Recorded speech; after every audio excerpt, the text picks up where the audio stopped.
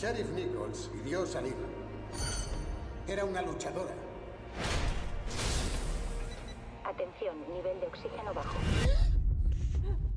Pero ha muerto, siendo una heroína para el siglo. ¡Estás mintiendo!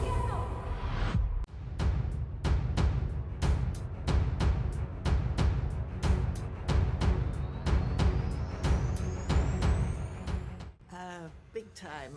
It's hard to imagine such a long time apart, but I think they realise, at least I can speak for Walker, she's been alone for so long and really alone, really only seeing people who come into her workshop, and she's she's kind of blotted Carla out a bit, but of course you can't blot a love out, it'll be there somewhere.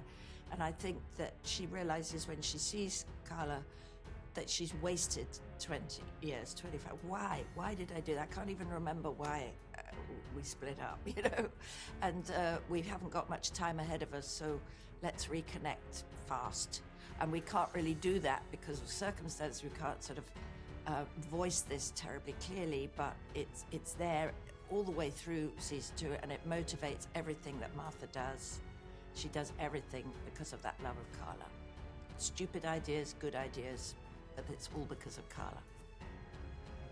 Yeah, I think Carla's, as soon as Martha's back in her life, there is also an element of peril.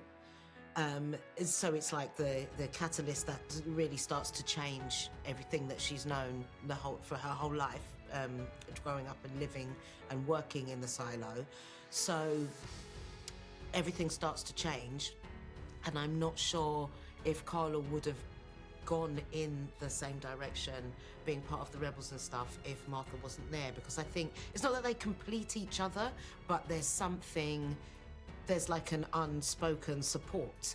And I think a valuing of opinions. So, you know, if Martha thinks that it's a good idea that we're going in this direction, then, you know, if Carla was like 75%, that would take her 100% in that direction. So even though it's all unspoken, it's all beneath the surface. But yeah, I think there's a lot of distrust, but there's also a lot of trust. So yeah, it's like if somebody that you respect, admire and love believes in something, then you're inclined to believe in it too.